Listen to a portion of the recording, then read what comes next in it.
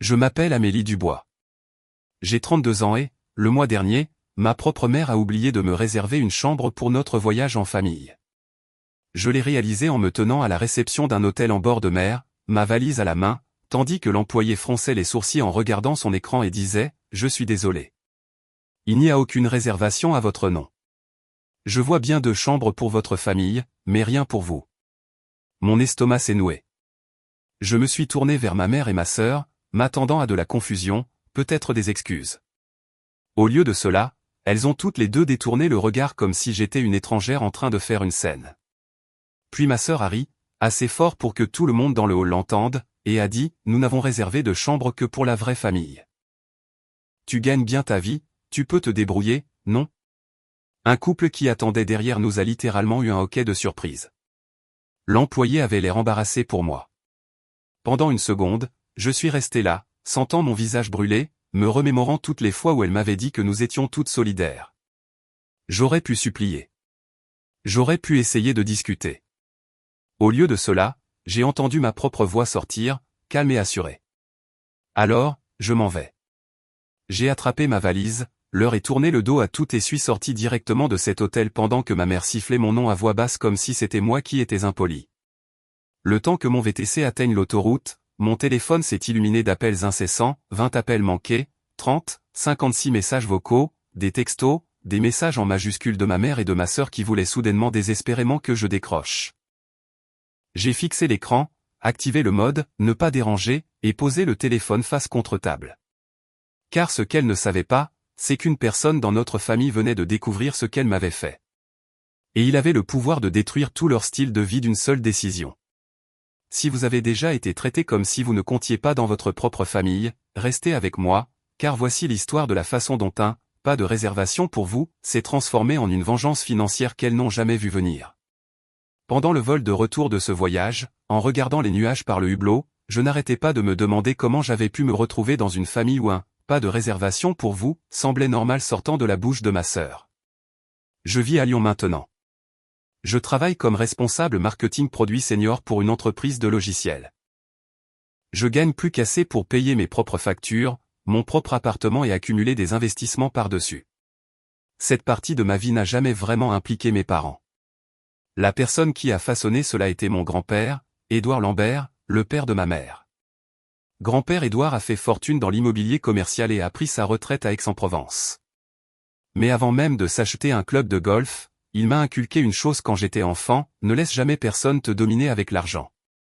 Quand j'avais 12 ans, il m'a montré mon premier relevé d'action, m'a aidé à ouvrir un petit compte sous tutelle et m'a dit « Tu ne veux jamais avoir besoin d'un chèque de quelqu'un qui ne te respecte pas, Amélie. » À l'époque, je n'avais pas réalisé qu'il parlait de mes propres parents. Ma mère, Catherine, et mon père, Thomas, vivent juste à l'extérieur de Bordeaux. Pour les gens sur Facebook, ils sont le cliché des retraités aisés. Quartier résidentiel privé, photos de croisière, brunch entre amis, polos assortis sur le terrain de golf. Ce qu'ils ne publient pas, c'est que le fonds de soutien familial Lambert de grand-père couvre discrètement leurs charges de copropriété, une partie de leur assurance, et même une partie de ses croisières. Ma sœur aînée, Chloé, a suivi un chemin très différent du mien.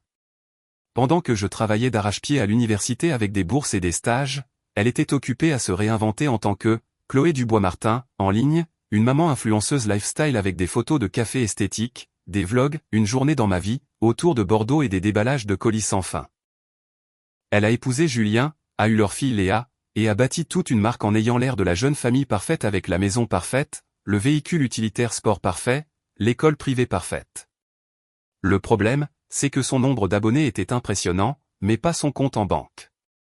En coulisses, le fonds de grand-père prenait en charge tout ce qui ne passait pas sur une carte de crédit, les frais de scolarité de l'école privée, les compléments pour la location de la voiture, une part surprenante de leur hypothèque. Mes parents le justifiaient toujours avec la même phrase, « Elle a une famille. Elle a plus besoin d'aide que toi. » Quand nous étions plus jeunes, ce favoritisme se manifestait de manière plus discrète. Chloé a eu une nouvelle voiture à 16 ans, je prenais le bus. Le stage de danse et le logement universitaire de Chloé étaient gérés discrètement en coulisses, je passais mes soirées à utiliser ma carte de repas et à remplir les rayons pour conserver ma bourse. Chaque fois que j'en parlais, il sortait une version de « Tu es l'indépendante, Amélie. Tu es forte. Tu n'as pas besoin de nous. Ça sonnait comme un compliment, mais il y avait toujours une partie sous-entendue, parce que nous préférons dépenser notre argent pour ta sœur. Chaque année, grand-père emmenait toute la famille en voyage dans un bel endroit pour que tout le monde se retrouve. Une année, c'était un chalet dans les Alpes, une autre année, une croisière en Méditerranée. Il réservait et payait toujours tout pour que personne ne puisse utiliser l'argent comme excuse pour exclure qui que ce soit.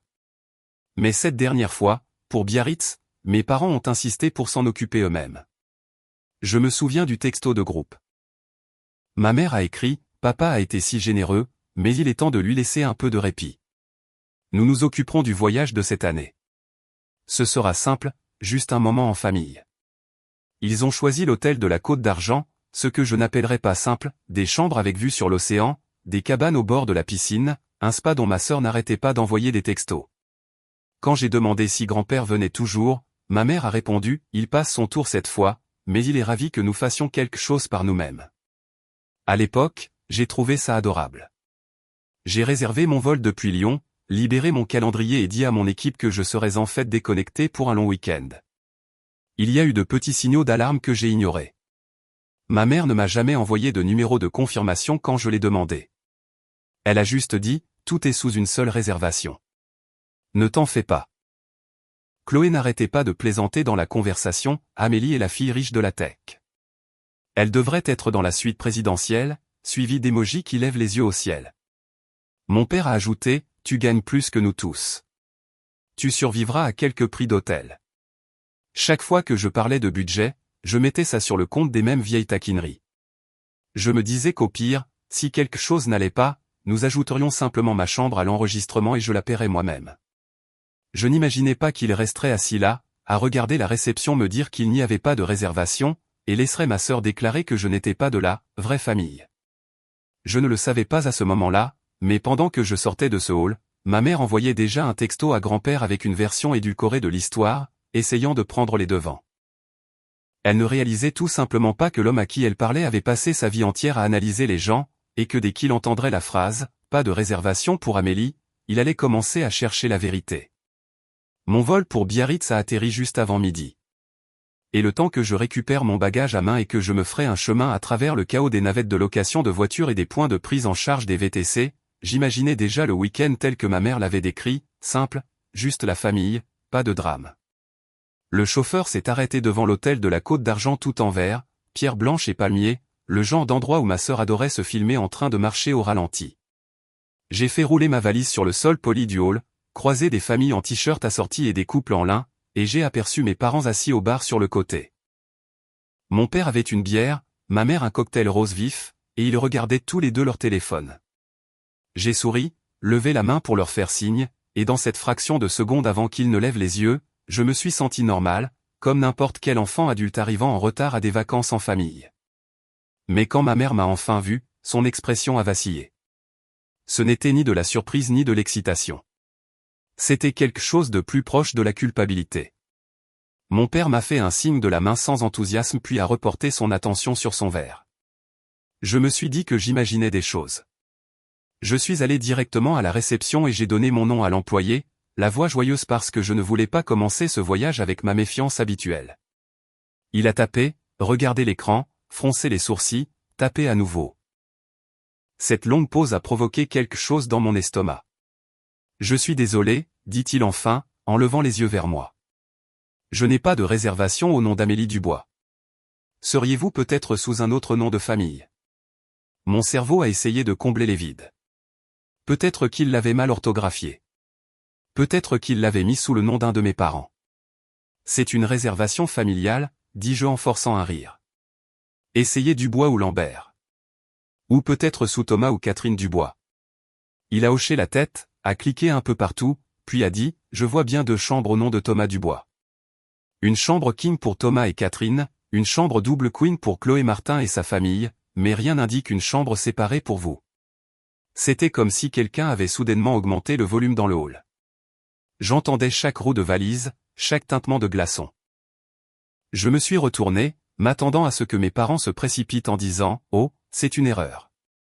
Réglons ça. » Au lieu de cela, ils sont tous les deux restés assis. Ma mère a pris une gorgée de sa boisson et a fait semblant d'être très intéressée par la télévision au-dessus du bar. C'est à ce moment-là que Chloé est apparue comme si elle avait chronométré son entrée, traversant le hall d'un pas décidé dans un paréo fluide, des lunettes de soleil surdimensionnées et un sac de créateur pour lequel elle avait certainement identifié une marque. « Ah mais » a-t-elle lancé comme si nous étions les meilleurs amis du monde. Puis, en arrivant au comptoir, elle a jeté un œil à l'écran d'ordinateur. Sa bouche s'est retroussée en un sourire qui n'atteignait pas ses yeux. « Oh » dit-elle, assez fort pour que le couple derrière moi puisse entendre. « Maman a oublié de réserver ta chambre ?» Le visage de l'employé est passé de neutre à mal à l'aise. Il sentait que quelque chose n'allait pas, mais ne savait pas où regarder. Je me suis retourné vers ma mère. « Tu m'as mise dans l'une des chambres ?» demandai-je, lui donnant toutes les chances de dire oui. Elle s'est agitée sur son tabouret de bar, a posé son verre et a dit sans me regarder dans les yeux, « Nous avons supposé que tu prendrais ta propre chambre, chérie. Tu gagnes plus qu'assez. Nous avons déjà payé le forfait pour nous et la famille de Chloé. » C'était plus simple comme ça. Mon père a laissé échapper ce petit rire faible et nerveux, comme s'il voulait que ça paraisse anodin. « Tu es notre indépendante, tu te souviens ?» ajouta-t-il. Derrière moi, quelqu'un a murmuré « Waouh » à voix basse. Chloé a ri, un son aigu et ravi, et a prononcé la phrase comme si elle l'avait répétée. « Nous n'avons réservé de chambre que pour la vraie famille, dit-elle. Maman et papa, moi, Julien et Léa. Tu es la grande fille de la tech. Tu peux trouver une solution, non ?» Elle a dit « vraie famille » avec ce petit haussement d'épaule, comme si c'était une blague inoffensive, mais les mots sont restés en suspens comme une gifle. Vraie famille. Comme si j'étais entré par hasard. Pendant une seconde, j'ai pu entendre la voix de grand-père dans ma tête, des années auparavant, à sa table de cuisine, les gens te diront qui ils sont quand ils pensent que tu as besoin d'eux. Fais attention. J'ai senti une chaleur monter le long de mon cou, non seulement à cause de l'embarras, mais aussi à cause de la façon dont ma mère ne voulait toujours pas me regarder directement. L'employé s'est éclairci la gorge. « Nous pouvons essayer d'ajouter une chambre séparée » proposa-t-il gentiment. « Les tarifs sont plus élevés pour les arrivées sans réservation, mais je peux voir ce qui est disponible. » Ma mère est intervenue rapidement. Elle peut s'en charger. Elle se débrouille très bien. Comme si elle avait besoin que tout le hall sache que j'étais assez riche pour que cette humiliation ne compte pas. J'ai pensé à toutes les fois où ils avaient assuré à grand-père que tout allait bien, que les filles étaient proches, que nous formions une seule et même unité. J'ai pensé à la façon dont ils payaient pour des voyages comme celui-ci afin que personne ne soit jamais laissé de côté à cause de l'argent. J'aurais pu sortir ma carte. J'aurais pu encaisser, rire et dire « pas de souci. C'est pour moi. » C'est ce sur quoi ils comptaient que je répare leur cruauté à leur place. Au lieu de cela, quelque chose en moi s'est figé. J'ai regardé l'employé dans les yeux et j'ai dit clairement « non, merci.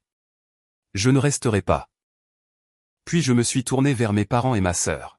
« Si je ne fais pas partie de la vraie famille, dis-je, vous n'avez pas besoin de moi ici. » Le sourire de Chloé s'est effacé. Ma mère a finalement murmuré « Amélie, ne sois pas dramatique », comme si c'était moi qui faisais une scène en n'acceptant pas d'être publiquement exclu. Mon père a marmonné mon nom comme un avertissement. Je n'ai pas répondu. J'ai ramassé ma valise, j'ai traversé ce hall, chaque pas résonnant plus fort dans ma tête que tous les chuchotements autour de moi, et j'ai poussé les portes en verre pour me retrouver dans la chaleur du sud. Le temps que je me glisse sur la banquette arrière de mon VTC et que je dise au chauffeur de se diriger vers l'aéroport, mon téléphone bourdonnait déjà sans arrêt avec leur nom à l'écran. Je l'ai regardé s'allumer dans ma main, puis je l'ai retourné, l'ai posé face contre table et j'ai regardé la route, ne sachant pas encore que cette courte sortie d'un hall d'hôtel venait de déclencher la seule personne de notre famille qui pouvait couper les vivres à tout leur confort d'un seul coup. Le temps que mon chauffeur s'engage sur l'autoroute, mon téléphone avait déjà commencé sa crise de nerfs. D'abord, un appel de maman, puis de Chloé, puis de maman à nouveau. J'ai regardé leurs noms clignoter sur l'écran et s'éteindre les uns après les autres tandis que l'hôtel disparaissait dans le rétroviseur.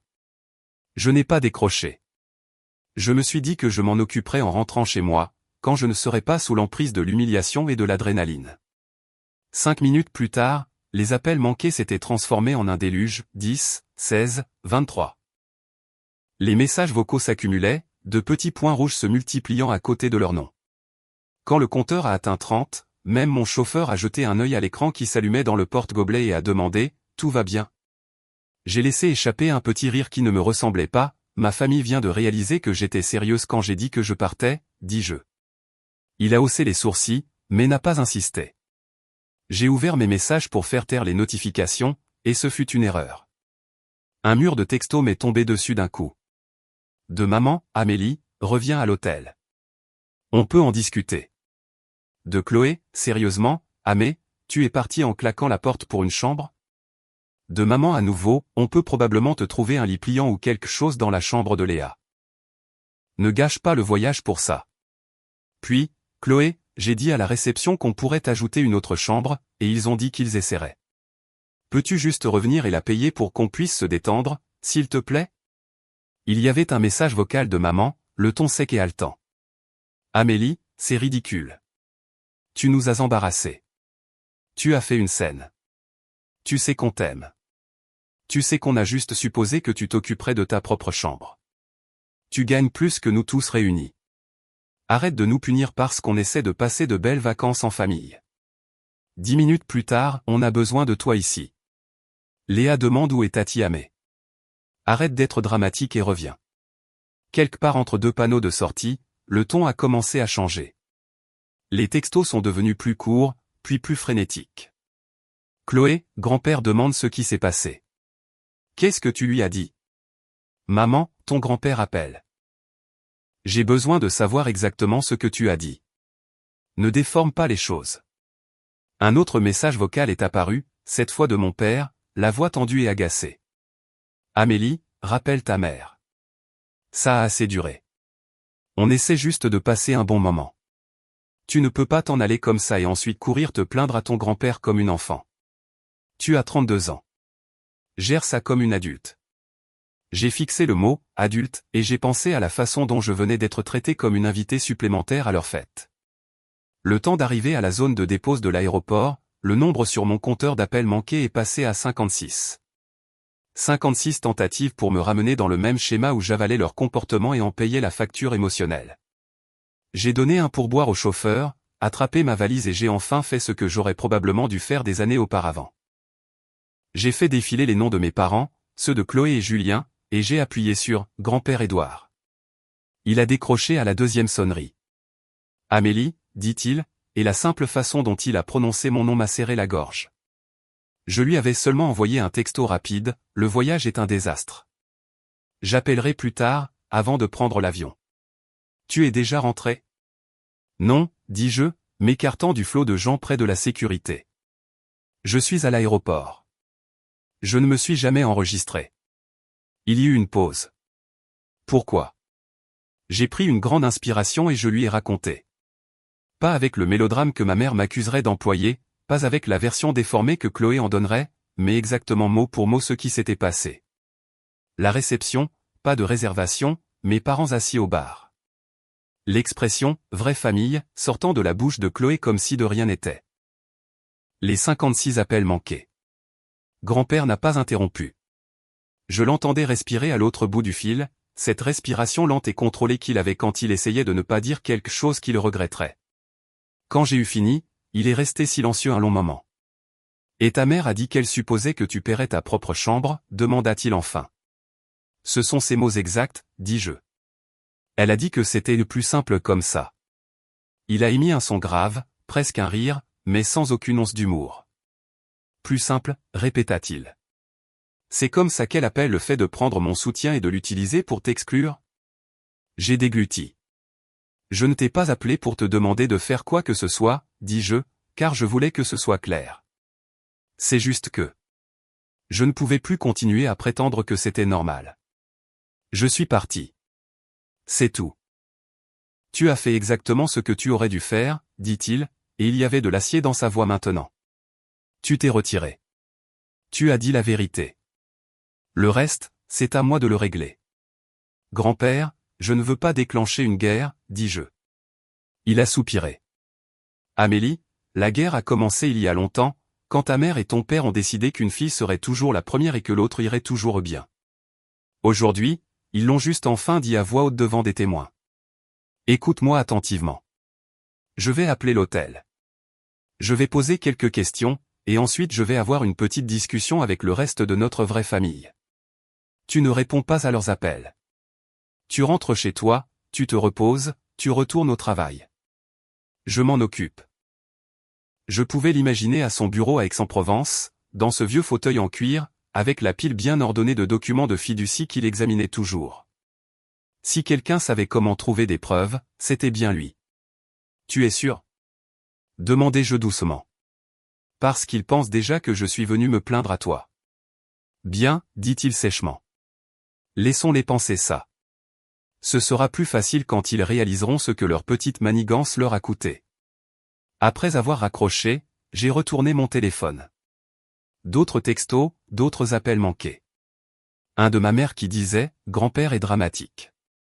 Ne lui raconte pas une histoire à dormir debout. Tu sais comment il est. » J'ai failli rire en plein dans la file d'attente des contrôles de sécurité de l'aéroport. Elle n'avait aucune idée que l'homme qu'elle qualifiait de « dramatique » avait passé toute sa carrière à négocier avec des gens exactement comme elle. Alors que j'enlevais mes chaussures et que je glissais mon ordinateur portable dans le bac, une nouvelle notification de mail est apparue en haut de mon écran. De Édouard Lambert objet, réunion familiale d'urgence, ce soir, obligatoire. Je l'ai ouvert juste assez longtemps pour voir la première ligne, nous discuterons de l'avenir du fonds de soutien familial Lambert et de la définition de la vraie famille. Puis j'ai refermé mon ordinateur portable, suis passé sous le portique de détection de métaux, et pour la première fois depuis longtemps, j'ai eu l'impression que ce n'était pas moi qui allais être jugé. Ce soir-là, après que mon vol eut atterri à Lyon et que j'eus traîné ma valise dans mon appartement, le ciel par mes fenêtres était déjà sombre. La ville était un flou de lumière et de bruine, l'ambiance habituelle de la région, mais ma tête était toujours coincée dans ce hall de Biarritz aveuglant. J'ai pris une douche, mis un pantalon de survêtement, me suis préparé quelque chose à manger et j'ai essayé de ne pas regarder l'horloge. À 20 heures précises, mon ordinateur portable a sonné du son familier d'une réunion Zoom qui commençait. J'ai pris une inspiration, l'ai ouvert et j'ai cliqué sur « Rejoindre ». Le visage de grand-père est apparu en premier, encadré par la lumière chaude de son bureau à Aix-en-Provence. Il était assis bien droit dans son fauteuil en cuir, les cheveux blancs peignés en arrière, les lunettes basses sur le nez, arborant la même expression sérieuse que j'avais vue sur de vieilles photos de l'époque de l'immobilier. Une seconde plus tard, la vignette de mes parents est apparue. Les yeux de ma mère étaient rouges comme si elle avait pleuré. La mâchoire de mon père était si serrée qu'elle semblait douloureuse. Chloé et Julien se sont joints depuis leur chambre d'hôtel, assis sur le bord du lit, leur peignoir d'hôtel assorti presque comique face à la tension dans l'air. Enfin, ma propre petite case a montré mon visage fatigué dans le coin. Merci à tous de vous être joints, dit grand-père, sa voix calme mais empreinte d'une gravité qui a fait taire tout le monde. Nous n'en aurons pas pour longtemps, mais nous serons honnêtes. C'est non négociable. Ma mère est intervenue immédiatement. Papa, tout ça est complètement disproportionné, dit-elle, la voix tremblante. Amélie a surréagi à un malentendu. Nous allions régler ça. Un malentendu, répéta grand-père. Il a tendu la main hors du champ de la caméra, a pris quelque chose et a ajusté son écran pour que nous puissions voir son bureau. Une fenêtre vidéo est apparue. Le directeur général de l'hôtel de la Côte d'Argent a été très serviable, dit-il. Il s'avère que les clients de longue date qui réservent de grands forfaits familiaux bénéficient d'une petite courtoisie supplémentaire lorsqu'ils posent des questions. Mon estomac s'est noué. Je savais ce qui allait arriver. Il a lancé la lecture. C'était là. Le hall. Moi à la réception. L'employé en train de taper. Le moment où son visage a changé. L'angle ne captait pas clairement chaque expression, mais il en captait assez. On y voyait mes parents au bar, regardant puis se détournant délibérément. On y voyait Chloé s'approcher, sourire, puis se pencher vers l'employé. On y voyait le moment où elle a dit, avec ce petit haussement d'épaule théâtral, nous n'avons réservé de chambre que pour la vraie famille. Et la façon dont je me suis figé avant de ramasser ma valise et de sortir. Le son n'était pas parfaitement clair, mais ce n'était pas nécessaire. On pouvait sentir ce qui se passait, même en mode silencieux. Personne n'a parlé pendant la lecture de la vidéo. Même l'agitation constante habituelle de Chloé s'est arrêtée. Quand l'écran est revenu sur le visage de grand-père, ses yeux étaient plus froids que je ne les avais jamais vus. Alors, dit-il en joignant les mains. Catherine, Thomas, Chloé, aimeriez-vous m'expliquer ce malentendu? Ma mère a dégluti difficilement. Papa, tu sais comment sont ces caméras. Elles ne captent pas tout. On plaisantait. Chloé ne voulait pas, ne m'insulte pas, l'a-t-il coupé, sa voix soudainement tranchante comme un rasoir. J'ai passé 40 ans à négocier avec des gens qui mentaient pour gagner leur vie. Je sais exactement ce que je regarde. Vous avez humilié votre fille en public alors que vous étiez assis à 1 mètre de là sans rien faire. Vous avez organisé ce voyage avec mon argent, puis vous l'avez utilisé pour exclure la seule personne de cette famille qui ne m'utilise pas comme un distributeur de billets ambulants. Thomas a finalement parlé. On a juste supposé qu'elle paierait sa propre chambre, dit-il sèchement. Elle gagne un salaire à 6 chiffres en euros, papa. On ne roule pas sur l'or. On pensait que tu apprécierais qu'on ne te demande pas de couvrir une autre dépense. Vous pensiez que j'apprécierais que vous utilisiez ma générosité comme une arme pour exclure Amélie, dit grand-père. Vous vous êtes trompé. Chloé a laissé échapper un son étranglé. Grand-père, je plaisantais, dit-elle, les larmes coulant sur ses joues. C'était une mauvaise blague. J'étais stressée. Léa était fatiguée. On venait juste d'arriver. Je ne pensais pas qu'elle partirait vraiment. Grand-père secoua lentement la tête. La blague, ce n'était pas que vous l'excluiez, dit-il. La blague, c'est que vous croyez qu'il n'y aurait aucune conséquence. Julien s'est agité inconfortablement à côté d'elle, ses yeux passant d'un écran à l'autre comme s'il venait d'entrer dans une réunion d'affaires pour laquelle il n'était pas préparé. Grand-père a pris une inspiration, puis a pris un épais dossier sur son bureau et l'a brandi. Je l'ai reconnu instantanément, le fonds de soutien familial Lambert. Pendant des années, dit-il, j'ai utilisé ce fonds pour aider ma famille. J'ai payé des études, des maisons, des petites entreprises, des frais médicaux, oui, même des adhésions à des clubs de golf et des séjours en hôtel. Je l'ai fait parce que je croyais que cela vous donnait à tous un filet de sécurité, pas une arme. Il a ouvert le dossier, a sorti un document et a mis ses lunettes.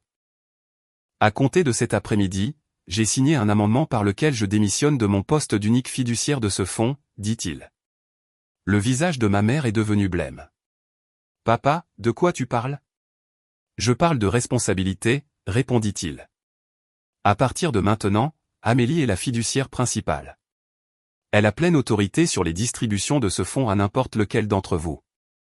Le silence qui a suivi était presque drôle, si ce n'avait pas été ma famille. Mon père s'est même penché en avant comme s'il n'avait pas bien entendu. Tu ne peux pas faire ça, a pleuré maman. On dépend de cet argent. Le syndic, mes médicaments, la compte de la croisière, l'école de Léa.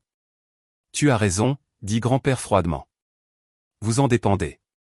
Amélie, non, et c'est exactement pourquoi elle devrait être celle qui le gère.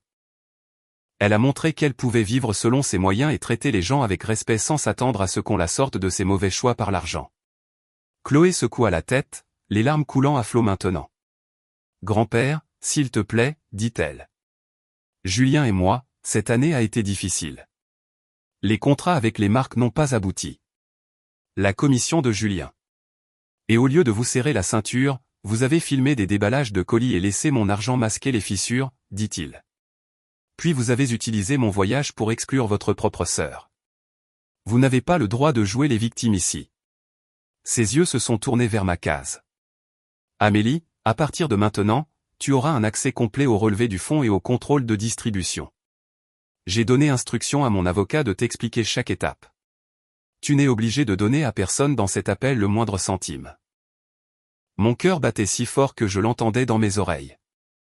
Grand-père, je ne veux pas de vengeance, dis-je doucement, consciente que tout le monde écoutait. Je voulais juste qu'ils arrêtent de me traiter comme une étrangère qu'ils pouvaient utiliser quand ça les arrangeait. Ce n'est pas de la vengeance, dit-il. C'est de la responsabilité. Ce que tu choisis d'en faire dépend de toi. Ma mère s'est tournée vers sa caméra, sa voix prenant le ton suppliant qu'elle réservait toujours pour le refus d'une carte de crédit. Amélie, ma chérie, ne le laisse pas te mettre au milieu de tout ça, dit-elle. Nous sommes tes parents. Nous avons toujours fait de notre mieux. Tu sais que ta sœur ne voulait pas te blesser. Tu peux juste laisser les choses comme elles sont, n'est-ce pas? Voilà, le vieux scénario. Celui où j'étais la personne raisonnable, la réparatrice, le tampon entre leurs mauvaises décisions et leur confort. J'ai regardé leurs visages anxieux, les traînées de mascara de Chloé, la mâchoire serrée de Julien, et j'ai senti quelque chose se stabiliser en moi. Non, dis-je. Je ne vais pas laisser les choses comme elles sont. Grand-père a raison. Ça ne marche pas, la voix de Thomas s'est durcie. Qu'est-ce que tu veux dire exactement, Amélie? Je l'ai regardé dans les yeux à travers la webcam.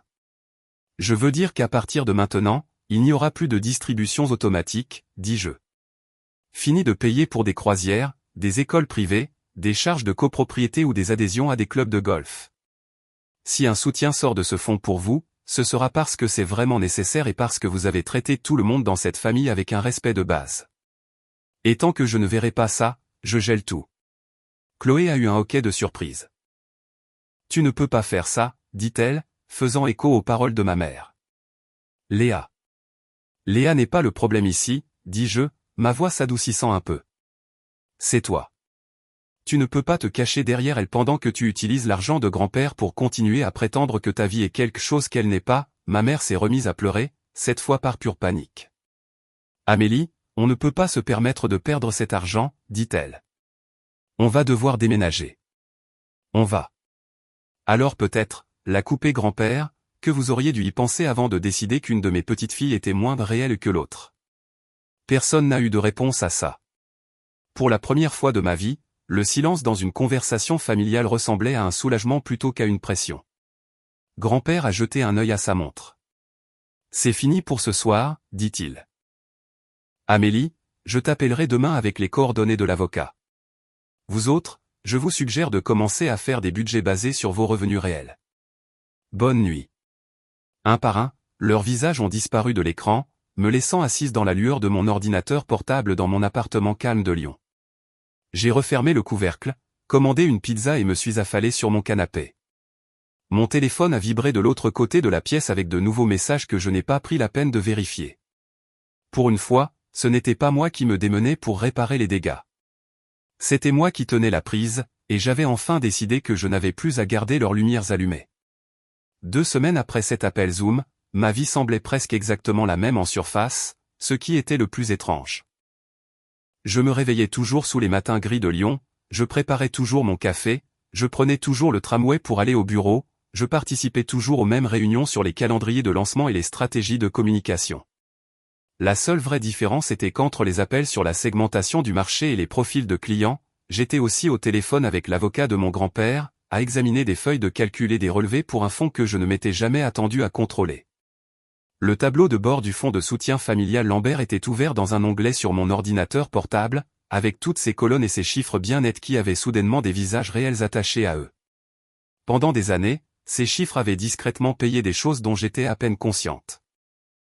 Maintenant, chaque virement automatique annulé ressemblait à une petite coupure nette, loin d'une vieille blessure infectée.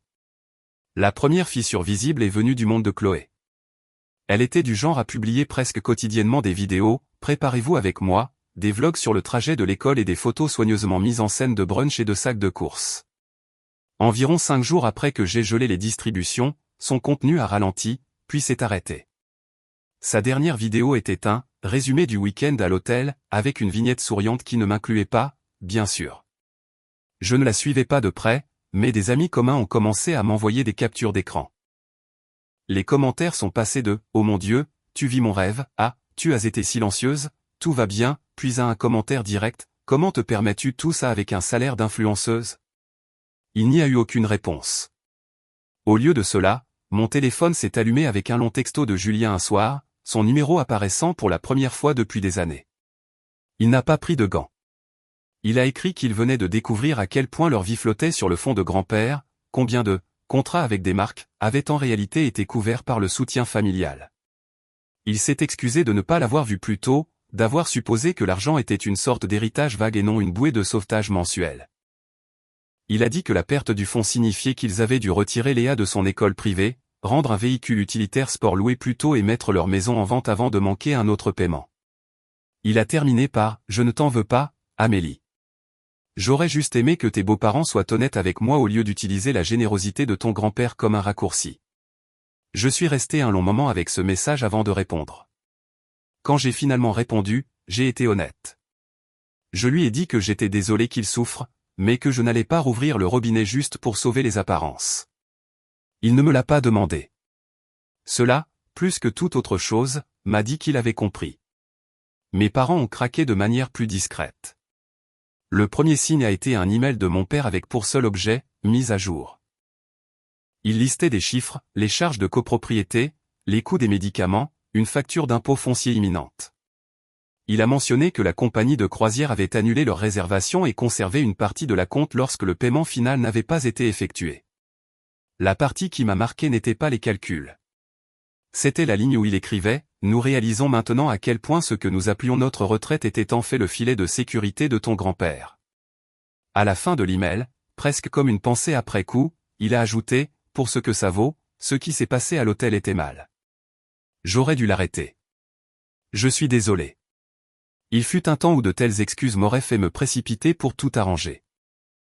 Cette fois, j'ai répondu en le remerciant de l'avoir dit, puis je lui ai gentiment expliqué ce que je disais à tout le monde, le fonds était pour les urgences et les besoins réels, pas pour maintenir un style de vie qu'il ne pouvait pas se permettre. Je lui ai dit que je n'allais laisser aucun d'eux sombrer, mais que je n'allais pas non plus continuer à payer pour des adhésions à des clubs de golf et des forfaits de croisière. Il n'a pas discuté. Quelques jours plus tard, ma mère a envoyé un message plus court, plein de phrases inachevées, de « je n'ai jamais voulu » et de « tu dois comprendre ». Au milieu se trouvait la chose la plus proche d'une véritable prise de responsabilité qu'elle ait jamais eue. Je pensais que si je gardais Chloé heureuse, je pourrais garder la famille unie. Je n'ai pas vu que je te mettais à l'écart chaque fois que je le faisais. J'ai lu cette ligne 3 fois et j'ai senti quelque chose se desserrer dans ma poitrine, mais pas assez pour me faire oublier le hall, l'expression « vraie famille », la façon dont elle a détourné le regard. Au travail, pendant que tout cela se passait dans ma boîte de réception, mon patron m'a convoqué pour un entretien individuel et m'a dit que la direction voulait que je dirige le lancement d'un nouveau produit. Cela s'accompagnait d'une prime et d'une voie très claire vers une promotion à la fin de l'année si tout se passait bien. Je suis sorti de cette réunion en pensant à la façon dont mes parents avaient toujours utilisé mon indépendance comme une excuse pour me donner moins, et comment cette même indépendance était maintenant la raison pour laquelle je pouvais rester stable pendant que leur monde s'effondrait. Tard un soir, après une longue journée de réunions successives, j'ai reçu un email de grand-père. Il était court. J'ai tout examiné avec l'avocat, écrivait-il. Tu fais exactement ce que j'espérais que tu ferais. Ni cruel, ni laxiste, juste. Ils sont tous en colère maintenant, mais parfois la colère n'est que le deuil d'une illusion qui meurt. Laisse-la mourir. Ce qui poussera après sera plus honnête. J'ai refermé mon ordinateur portable, me suis fait un thé et me suis assise près de la fenêtre, regardant la pluie strier la vitre. Ma famille ressentait enfin le poids réel des choix qu'ils avaient faits pendant des années. Pour une fois, ce n'était pas moi qui le portais pour eux. 3 mois après cette nuit sur Zoom, ma vie avait trouvé quelque chose que je n'avais pas eu depuis longtemps, un rythme qui ne tournait pas autour de l'attente de ce que ma famille ferait ensuite. Le lancement qui m'avait été confié au travail s'est mieux déroulé que quiconque ne l'avait prédit. Notre nouveau produit a atteint ses objectifs d'adoption en avance, mon équipe a mené une campagne sans faille, et un vendredi après-midi, mon patron a fermé la porte de la salle de conférence, a souri et m'a annoncé qu'il me promouvait au poste de directrice. Le changement de titre s'accompagnait d'une augmentation, de plus d'action et d'un étrange sentiment de calme. Pour la première fois, j'ai examiné mes plans financiers et j'ai réalisé que si je le voulais, je pourrais tout quitter dans une décennie et m'en sortir quand même. Je n'avais besoin de la fiducie de personne, de l'approbation de personne, de la permission de personne. Cette prise de conscience m'a frappé plus fort que la promotion elle-même. La vie de ma famille, en revanche, n'était plus la même. Chloé et Julien ont vendu leur maison dans le quartier bien entretenu et ont emménagé dans une location plus petite en périphérie de la ville. Léa est passée à une école publique avec une aire de jeu qui n'avait pas de logo de sponsor sur chaque toboggan. Le véhicule utilitaire sport de luxe a disparu de leur allée. Julien m'a envoyé une photo de leur nouveau multisegment d'occasion avec une légende qui disait simplement « Il roule ». C'est suffisant. Les médias sociaux de Chloé ont connu un silence gênant, puis, lentement, un changement. Les déballages de colis brillants et les brunchs sans effort ont cédé la place à des vidéos de retour de course avec des marques de distributeurs dans le chariot, des extraits où elle parlait de faire un vrai budget pour la première fois de sa vie, et de discrètes excuses enfouies dans les légendes. J'ai passé des années à prétendre que tout allait bien. Ce n'était pas le cas. J'ai blessé des gens que j'aime en essayant de maintenir cette illusion en vie. Elle ne m'a jamais identifié, n'a jamais mentionné l'hôtel ou le fond. Mais elle n'en avait pas besoin. Je savais exactement quelle illusion s'était finalement brisée. Mes parents ont d'abord lutté contre les changements. Il y a eu quelques emails paniqués concernant des exceptions uniques et une aide temporaire qui ressemblait beaucoup aux demandes de juste cette fois qu'ils faisaient depuis une décennie. Je suis resté sur la même réponse à chaque fois, le fonds était là pour les vraies urgences et les besoins de base, pas pour les maintenir dans une maison ou un cercle social qui ne correspondait plus à leurs revenus réels. Finalement, les emails ont changé. Un dimanche après-midi, une lettre physique est arrivée dans ma boîte aux lettres avec l'écriture de ma mère sur l'enveloppe. À l'intérieur se trouvait une page écrite sur le beau papier à lettres qu'elle gardait pour les cartes de vœux. Elle parlait de la vente de la maison, de leur déménagement dans un modeste appartement plus près de la ville, de l'étrangeté de faire des achats sans simplement mettre ça sur la carte et laisser papa s'en occuper. Elle a admis, à l'encre, qu'elle avait passé la majeure partie de sa vie d'adulte à essayer d'empêcher Chloé de s'effondrer et m'avait utilisé comme contrepoids, celle dont elle n'avait pas à s'inquiéter. Je me disais que tu étais assez forte pour être laissée de côté, écrivait-elle. Je ne me suis jamais arrêté pour te demander si tu le voulais. À la fin, en lettres plus petites et tremblantes, elle a ajouté, tu as eu raison de quitter ce hall. Je suis désolé de t'avoir fait sentir que tu ne faisais pas partie de ta propre famille. Je n'ai pas pleuré en lisant cela, mais je suis restée assise là un long moment avec le papier dans les mains, sentant chaque mot atterrir dans des endroits que je ne savais pas encore douloureux. Une semaine plus tard, mon père a appelé juste pour me parler d'un atelier d'éducation financière qu'il suivait au centre social, de comment ils apprenaient la différence entre ne pas pouvoir se le permettre et ne pas pouvoir le payer tout de suite. C'était la première fois que je l'entendais parler d'argent sans attitude défensive ni performance. En tant que fiduciaire, j'ai pris quelques décisions mûrement réfléchies. J'ai approuvé les paiements pour la thérapie de Léa quand elle a commencé à poser des questions difficiles sur leur déménagement et sur les raisons pour lesquelles maman pleurait à l'arrivée des factures. J'ai autorisé une dépense médicale pour ma mère quand elle a eu une frayeur et que sa nouvelle assurance ne couvrait pas tout. Je n'ai pas réactivé l'argent de la croisière. Je n'ai pas rétabli l'adhésion au club de golf. Je ne l'ai pas fait par cruauté. Je l'ai fait parce que, pour la première fois, l'argent de ce fonds servait enfin à ce que grand-père avait voulu, soutenir, pas assister.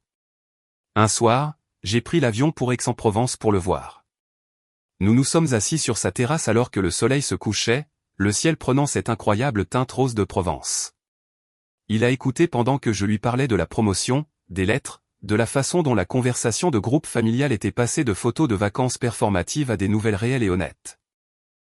Il a hoché la tête, a pris une gorgée de son thé glacé et a dit, tu sais, je n'étais pas sûr de ce qui leur ferait le plus de mal, perdre l'argent ou perdre la version d'eux-mêmes qu'ils ne pouvaient s'offrir qu'avec cet argent. Puis il m'a regardé et a ajouté, je suis juste content que tu ne te sois pas perdu en essayant de maintenir cette version en vie. Cela, plus que toute autre chose, m'a semblé être la véritable fin de l'histoire. Pas le moment à la réception, pas l'appel Zoom, pas même le gel du fond, mais être assise là, sachant que j'avais tracé une limite et que j'y avais survécu. Je vois toujours ma famille. Nous parlons avec prudence au début, puis plus naturellement à mesure que de nouvelles habitudes se forment. Ils sont plus petits à certains égards que les personnes qu'ils jouaient à être en ligne, mais ils sont aussi plus réels. Nous nous disputons, nous nous excusons, nous recommençons. Je maintiens des limites. Je garde le fond orienté vers les besoins, pas les fantasmes. Et quand je repense à ce hall, au mot « vraie famille » lancé comme une blague, je ne ressens plus la même brûlure vive. Je ressens quelque chose de plus proche de la gratitude qu'ils aient enfin dit à voix haute ce qui était vrai depuis des années, parce que cela m'a donné la permission de choisir ce que « vraie famille » signifiait pour moi. Voici ce que j'ai appris à la dure, être indépendant ne signifie pas que vous devez porter tout le monde sur votre dos. Avoir de l'argent ne signifie pas que vous le devez à des gens qui l'utilisent pour vous manquer de respect. Et quitter une table où vous n'êtes le bienvenu que lorsque vous payez n'est pas de la cruauté. C'est du respect de soi. Si on vous a déjà fait sentir comme la chaise en trop à la table de votre propre famille, j'espère que vous vous souviendrez de ceci. Vous avez le droit de quitter le hall de l'hôtel. Vous avez le droit de mettre votre téléphone en mode « ne pas déranger ». Vous avez le droit de construire une vie où les seules personnes qui obtiennent une réservation sont celles qui vous traitent comme si vous faisiez partie de la vraie famille, que vous régliez l'addition ou non.